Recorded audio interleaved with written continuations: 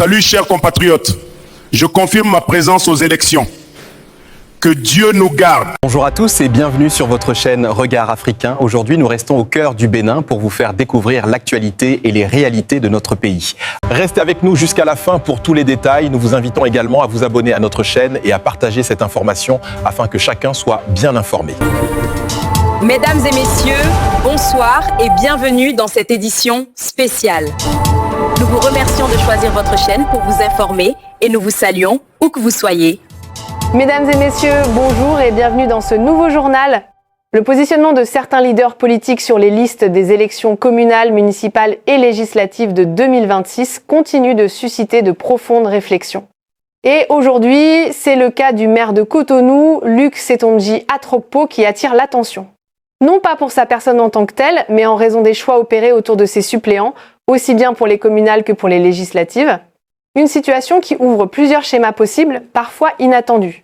Pour les élections communales et municipales du 11 janvier 2026, Luc Sétondji Atrokpo, maire de Cotonou et président de l'Association nationale des communes du Bénin, conduit la liste de l'Union progressiste Le Renouveau dans le 13e arrondissement de Cotonou.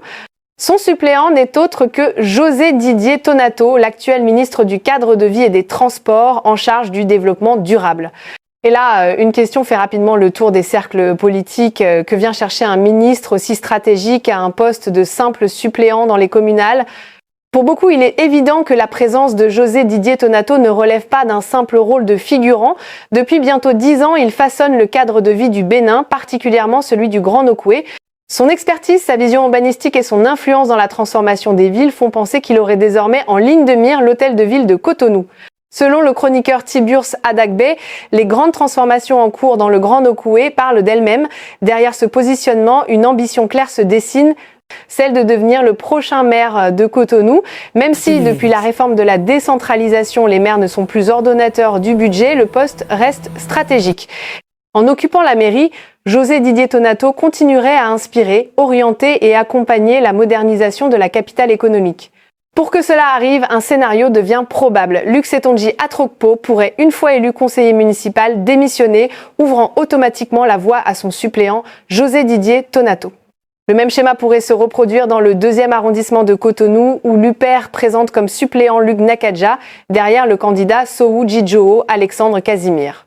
Mais ce n'est pas tout, car Luc Atrokpo est également candidat tête de liste de l'Union progressiste Le Renouveau pour les législatives dans la 16e circonscription électorale. Et là encore, il est presque certain qu'il sera élu député. Si le maire décide finalement de siéger au Parlement, cela signifierait qu'il renonce à son poste de conseiller municipal, quitte à provoquer un jeu de chaises politiques dans les deux camps. Et dans cette équation politique, un autre nom surprend par son apparition, celui de son suppléant pour les législatives, Michel Loukou, plus connu sous le nom d'Alec Peanou, icône du rythme zinli rénové et actuel chef d'arrondissement de Séhoun, dans la commune d'Abomey. L'homme n'est pas novice en politique. Il fut déjà candidat à la députation dans la 23e circonscription électorale sous les couleurs de Force Clé. Le fait que Michel Loukou soit déplacé de sa circonscription naturelle pour être suppléant à Cotonou n'est pas anodin. Cela laisse penser qu'il nourrit lui aussi un rêve, celui de siéger au Parlement.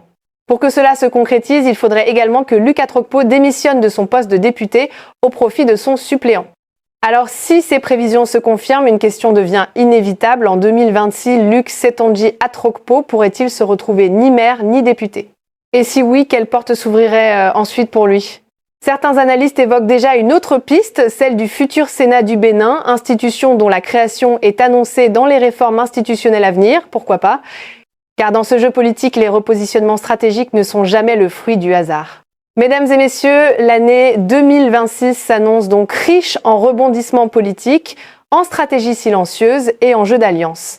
Les prochains mois seront décisifs pour comprendre les ambitions réelles de chacun et les cartes que chaque acteur décide de jouer. Merci de nous avoir suivis, à très bientôt pour un prochain journal.